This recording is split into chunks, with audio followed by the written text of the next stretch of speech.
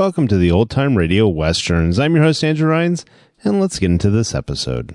This episode is going to be Tales of the Texas Rangers. Original air date is August 19th, 1950, and the title is Fool's Gold. Hope you enjoy, and again, thanks for listening. It's National Wheaties Week.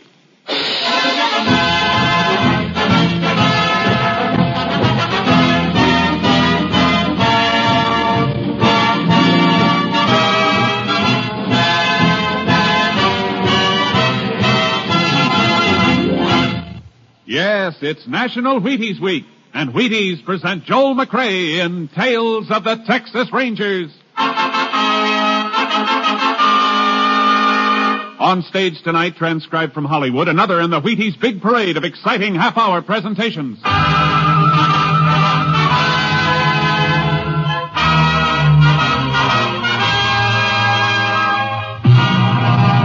Of the Texas Rangers, starring Joel McCrea as Ranger Pearson. Texas, more than 260,000 square miles. And 50 men who make up the most famous and oldest law enforcement body in North America.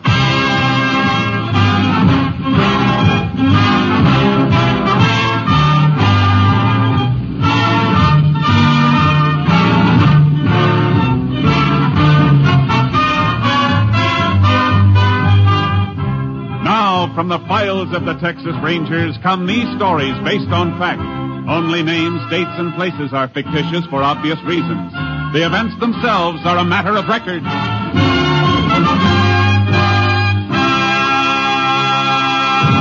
Tonight's case, Fool's Gold.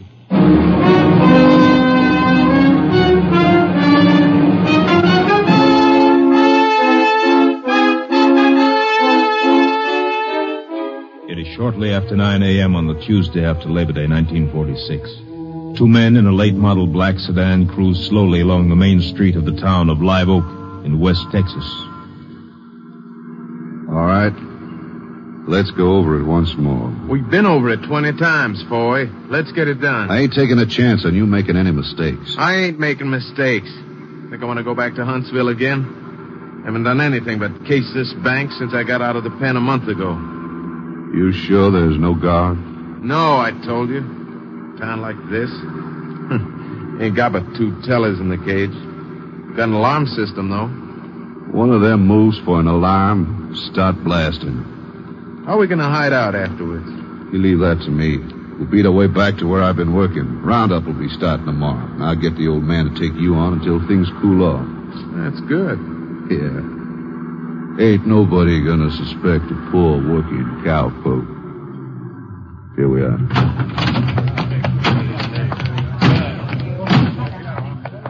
You keep me covered while I cash the check. Yeah.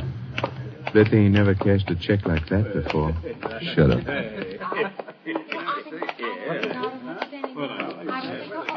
Howdy, gentlemen. What can I do for you? Cash this. Sure thing. What?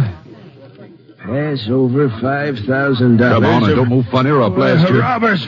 They're robbers, you crazy old... Oh! Let's get out of here. We'll drop anybody who gets in the way. Come on, Commons, hurry. Get in. And they're pouring out of that place back there. They'll have to roll fast to get us. Look out. Car coming out of that side street. Let them look out. You're going to hit.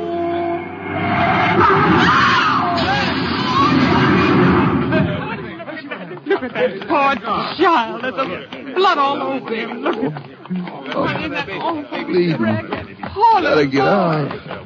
Gotta get away. Hey, driver of the sedan is alive. Oh, he's still alive. Look at that poor little boy.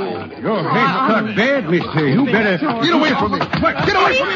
Look out, he's got a gun.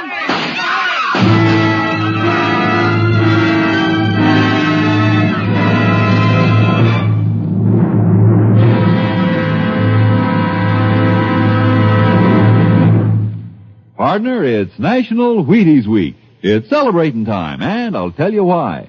There's a whole kernel of wheat in every Wheaties flake. Think what that means. There's a whole kernel of wheat in every Wheaties flake.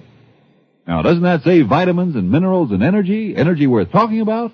Sure, first thing in the morning, Wheaties and milk and fruit. Join me tomorrow. See how Wheaties at 7 can help at 11.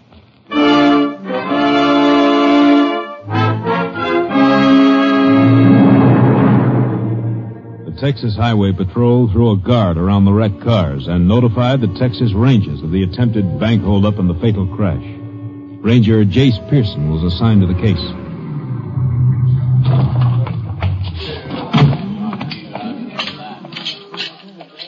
Howdy, Jayce. Glad to see you. Howdy, Rhodes. Pretty bad. Who got here first? I did. I was patrolling near Landmar when the call came through. Which one was the bandit car? It's a black sedan. Who was in the coupe? Man and his kid. They took away. You didn't miss anything by not seeing it, Jayce. Where are the bodies? The doctor had him taken to the hospital basement. How about the bank teller? He's alive, but he's unconscious. Deputy sheriff's with him. One of the stick-up men got killed in the crash, you know. Yeah. Been able to find the driver? No, not yet. Cut down that street and into the hills, according to witnesses. Sheriff has the dogs and posse after him. Who owns the sedan? Don't know yet, Jayce. We're checking on it. Let's have a look at it. Okay.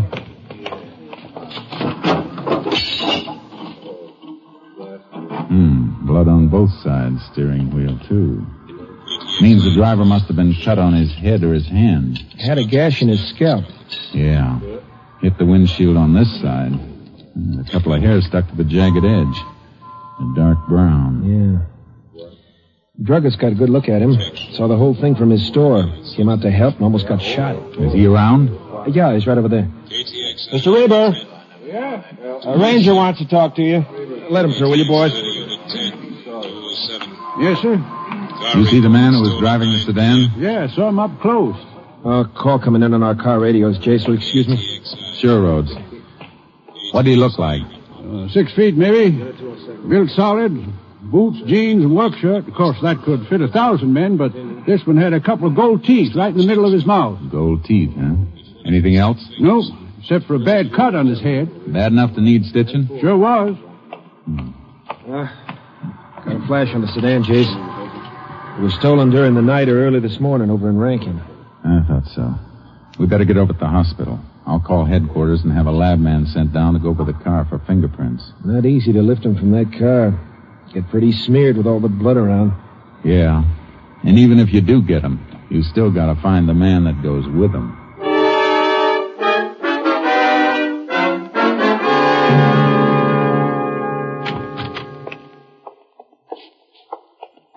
Here's the body, gentlemen. Lift the sheet if you want. Anything on him, Doctor? Nothing at all. Not even a mark that might identify him. Don't want to see the father and the child, do you? No, that wouldn't help. Rhodes, we can fingerprint this one. Might help us find his pal that way. Yeah. You can do me a favor, Doc. Sure. The killer who got away cut himself on this glass. Before I send it to Austin, I'd like to get his blood type from it. Can you do it now? Sure. Come upstairs to the lab in 15 minutes. Have it for you by then. Thanks. That blood type will give you something to go on, Jayce. I hope we don't need it. I wish there was some word from the sheriff's posse. If they had him, I'm afraid we'd have heard by now. Yeah. We might as well walk over to the sheriff's office while we're waiting for the doc. We can go through the next room and up the front stairs. Okay. That's the kid's mother. Did you come to see my boy and my husband? Did you know? No, ma'am. I didn't. Maybe you ought to go home for a while, ma'am. Why should I go home? There's nobody there now. He wanted his daddy to be the one to take him to school. He was just being registered. First day. Take it easy, ma'am. We were so proud of him. All last night he slept with his little red pencil box in his hand. I just bought it for him Saturday. Never even learned to write his name. Nothing we can do to help her, Jayce. Not here. No. Could be my wife and kid. Or yours. Yeah. Any more on the bank teller? Deputy reported he's still unconscious. We can look in the room when we get back to the hospital after. Hey, look. It's part of the sheriff's posse. Hey, you find him? No. Followed a blood trail cross country, but it made the river and we lost him. No chance of getting him now.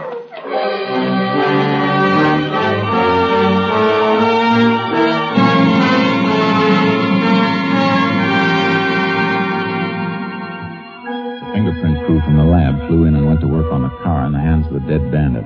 Highway Patrolman Rhodes waited for the report while I went back to see the doctor at the hospital. You got it yet, Doc? Just finished. Blood type's AB. AB, huh? Don't come across that very often. No, it's very rare. About 1 in... Oh, excuse me, Ranger. Go ahead. Hello? Yeah, I'll be right in. What? VA's here now. I'll tell him. Goodbye. That was the deputy from the bank teller's room.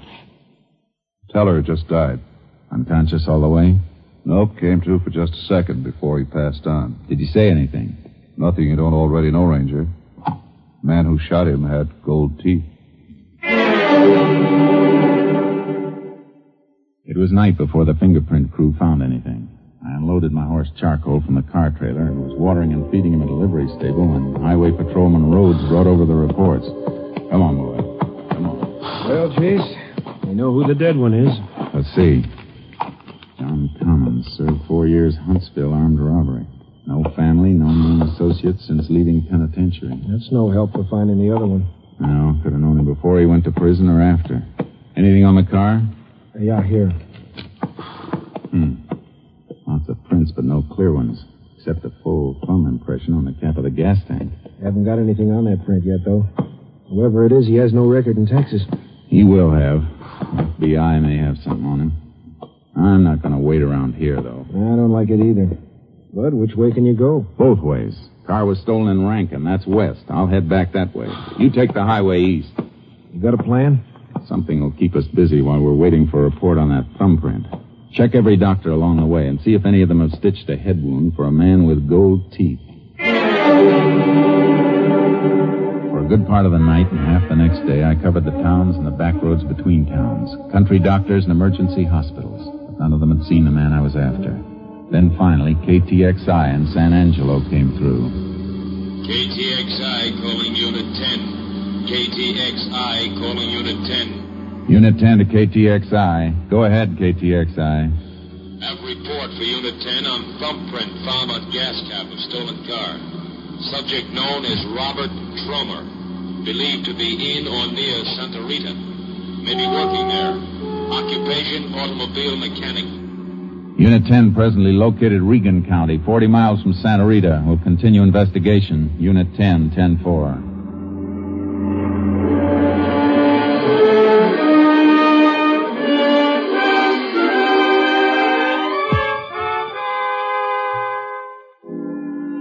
It was almost sundown when I reached Santa Rita, but Robert Trummer wasn't hard to locate. The local constable told me where I could find him. A service station about a mile out on the highway. I drove out there.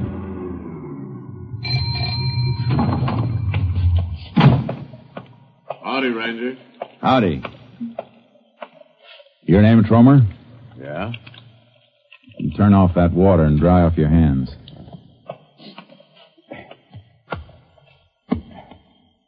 Where were you yesterday morning at 9 o'clock? I was right here working. Why? You sure you weren't in the Drover's Bank at Live Oak? Of course I wasn't. Wasn't, huh? Move over here under the light. All right, now smile. What? I said smile. Say you weren't at Live Oak yesterday morning, huh? You heard me. Those gold teeth say you were. Look, Ranger, The bank teller's dead, Trummer. So is a 5-year-old kid and his father. And your pal Commons. I don't know what you're talking about, Ranger. Try remembering, Trummer. You got a cut on your head. Take your hat off and let's have a look at that. Sure, I'll take my hat off. Well, you're looking, Ranger. You see any cut? No. No, Trummer, I don't see any cut. So if the guy you're looking for has a cut on his head, Ranger, it ain't me.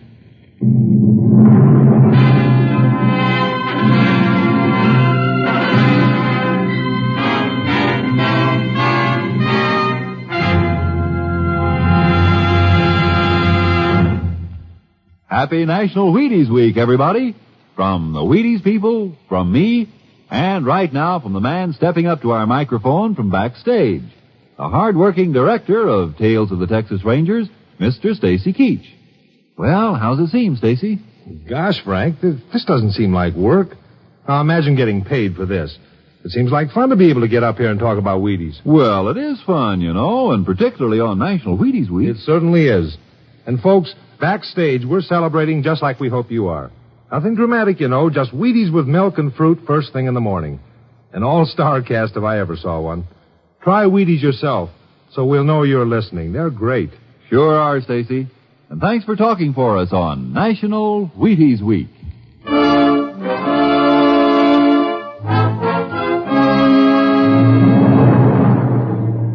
I took Trummer with me and drove back to Live Oak. There was no cut on his head, but he fitted everything else. His print matched the one on the gas cap. I stopped at the hospital, and Trummer consented to have his blood type taken. When the doc gets through testing that, he'll only tell you what I told you before. My blood type is O. Come in. You sent for me, Ranger? Yeah, Mr. Apr. You ever see this man before? He looks like the fella. Why, you... Hold it. Now sit down. Well, Mr. Apr, is he or isn't he? I've seen him before. Where? Was he the man who climbed out of that wreck? Look, mister, maybe you did see me before. I run a gas station 30 miles down the highway. You might have seen me there. But you didn't see me here yesterday. How about it, Mr. Apr? Ranger, I'm not sure. After all, the fella that got out of the car had a gun in his hand and blood all over his face. All I remember is them gold teeth. I ain't the only man in the world with gold teeth. You may be telling the truth, Ranger. You're after a blood type AB. This man's blood is pretty common. Type O, like he said.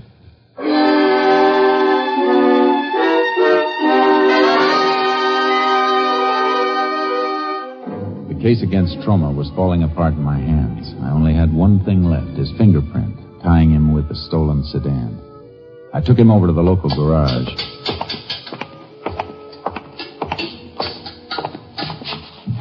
Recognize this car, Trummer? Your thumbprint was right on this tank cap. So I gassed the car up at the station, maybe. That's how my thumb... Hey, let me see that cap. Well? I sold a tank cap like this yesterday morning. Had to pry his old cap off with a chisel. Look, here you can see the marks. The car wasn't hit on this side. Keep talking. Well, this guy came in for gas early, 6 a.m. I was just opening up. His tank cap was the kind that locks, and he didn't have the key. Said he lost his key. Even had to jump the switch to get the car started. Here. See the wires that jumped on this one. I know that. That's how it was stolen. Didn't you think of that when he didn't have the keys? Oh, Ranger, it happens all the time. People are always losing keys. I've done it myself. Oh, I should have known there was something fishy about that guy. Why? Oh, because he didn't have any money to pay for the gas. Didn't tell me till I'd filled it up, either. Why'd you let him leave? He took 10 gallons in the gas cap. Bill came to, $2.93. Left me a hunting knife and a sheath for security, worth maybe $8 or $9. Did he come back for it? No, I got it locked in my tool chest back at the station. Would you know the man if you saw him again? I think so, but it's just getting daylight, and one customer's face looks like another. But I'd remember him. He have gold teeth like you? That's something I can't tell you. He was chewing a cud of tobacco and talking through it. Come on, I'll drive you back to your station and have a look at that knife. Jayce, saw your car outside. Hi there, Rhodes. I checked a lot of doctors on the East Highway. None of them did the kind of stitch job we're looking for. I may have a lead. Get in your car and tag after me.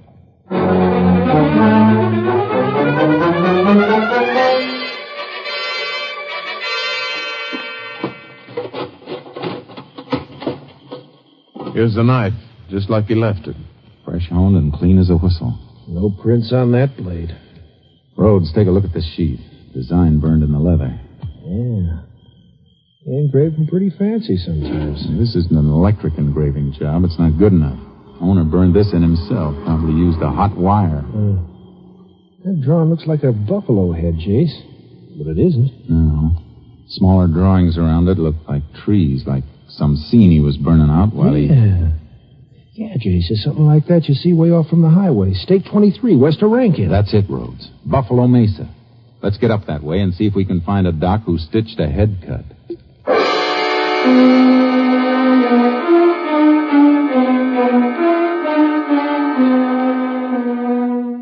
It was mid-morning when we reached the area. There were 3 doctors in a 20-mile radius. The first one had nothing for us, but the second one... Yes, I stitched a head wound like that day before yesterday. Cowpoke, Joe Foy, fell off his horse. Matter of fact, he was in here this morning, about 3 hours ago, to have the dressing changed. If you put on a fresh dressing, the one you changed is in that trash container, isn't it, Doc? Why, yes. Any blood on it? Of course. Cut was deep. Hasn't healed yet. Can you get that dressing out and check it for blood type? It'll take a few minutes. I waited a couple of days for this, Doc. I can wait a few more minutes.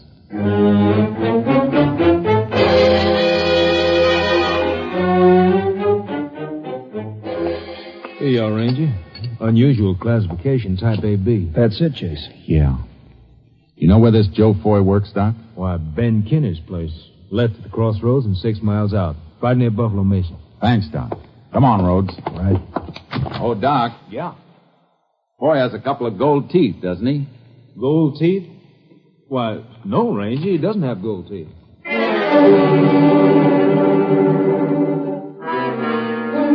I'd found one man with gold teeth, and he wasn't the right man. Now I had another one to go after, but he didn't have gold teeth. Rhodes and I drove out to the Kinney Ranch. The only one around was an old woman. I'm only the cook here. Mr. Kinney and the man who works for him are out on the roundup. Where does Foy bunk? Just over there in the barn. There's a small room. You want to show us? Come with me.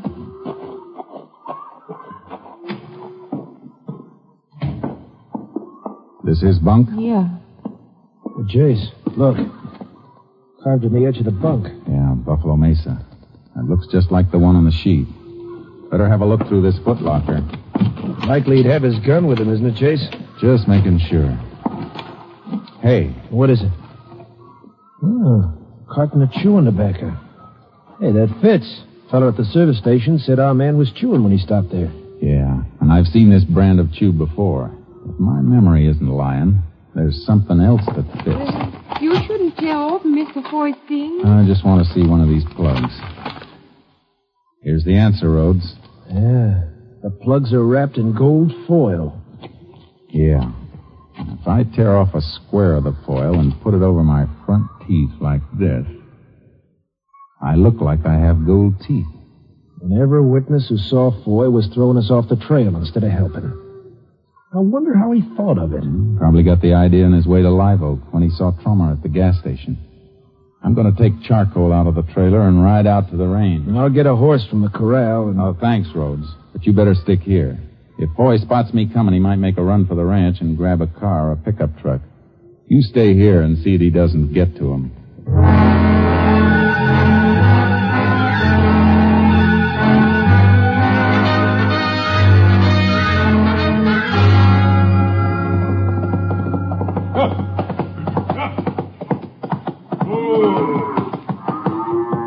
Looking for something?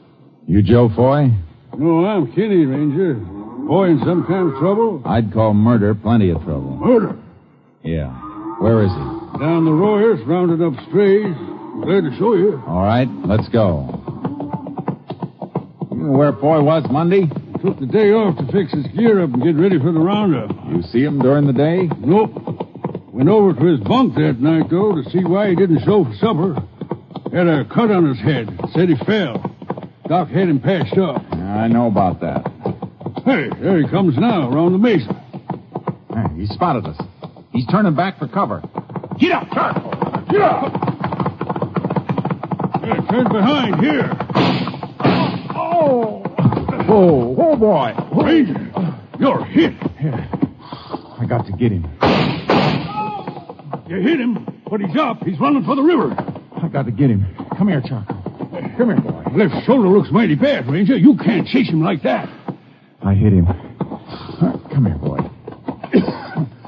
If he can move with a bullet in him, so can I. Get up, Charcoal.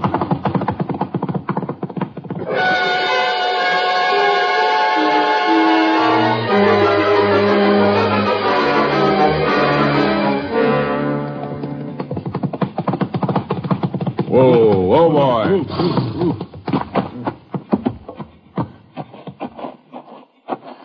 I went into the river here.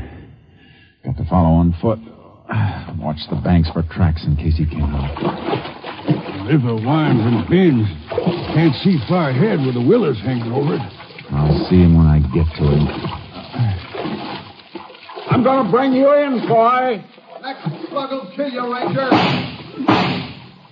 You better kill me, boy, or you'll never leave another dead kid in the street. You ain't far ahead, Ranger. Not as far as he'd like to be. Hear him moving. Yeah. Stop. Listen. He ain't waiting anymore. He stepped out of the stream. Well, he's waiting in ambush. You better stay behind me, Kenny.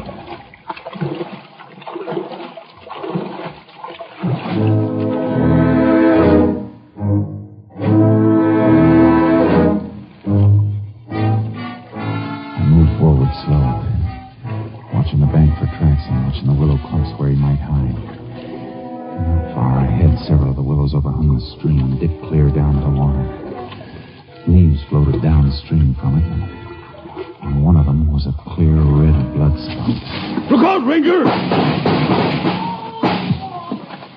Come on!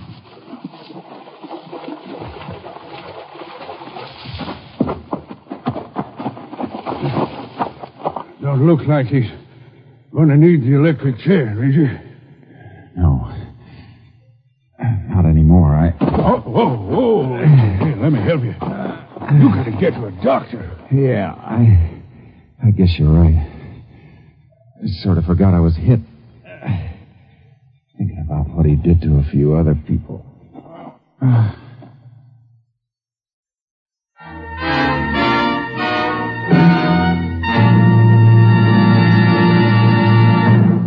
The body of Joseph Foy was definitely identified as that of the killer and hit-and-run driver. A ballistic check showed that his gun was the weapon used in the murder of the bank clerk. Ranger Jayce Pearson was taken to the nearest hospital where, after a blood transfusion, he was pronounced out of danger.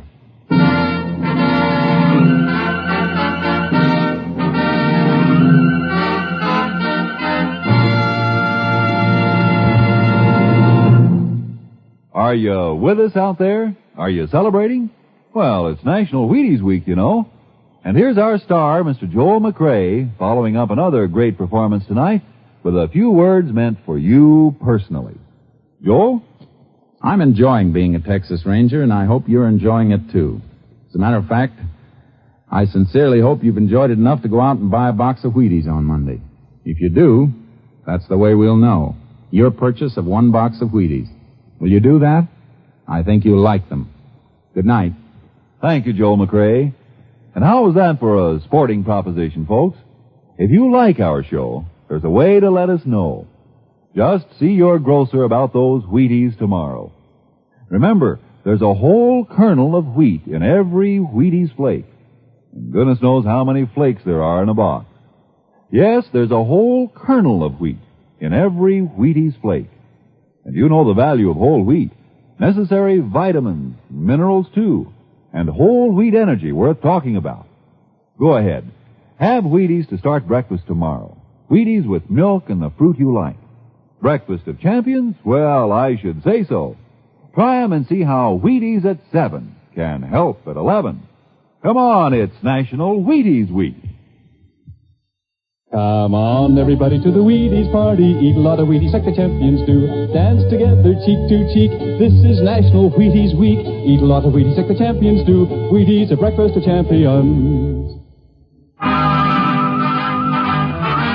Next week, Joel McCrea in another authentic reenactment of a case from the files of the Texas Rangers.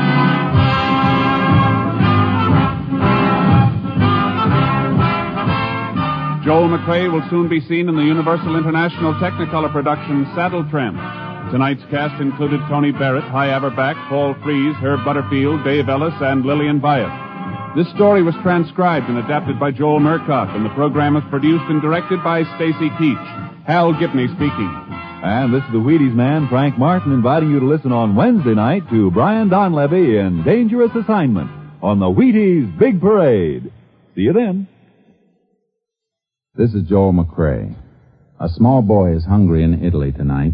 You can feed him, comfort him, make him believe again with a package from CARE. No profit to CARE, just food for hungry kids. $5.50 does it to CARE, New York. CARE, New York, $5.50. Will you do it? Listen for Dennis Day and Judy Canova returning October 7th on NBC.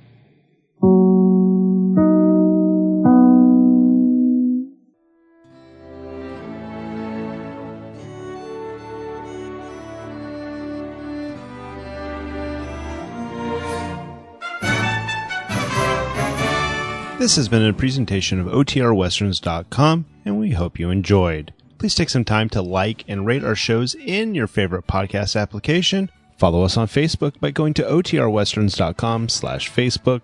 Join in the conversation by going to OTRWesterns.com/Discord. And don't forget to send us an email, podcast@OTRWesterns.com. This episode is copyright under the Attribution Non-Commercial Share Alike copyright. For more information, go to OTRWesterns.com/copyright. Have a great day, and again, thanks for listening.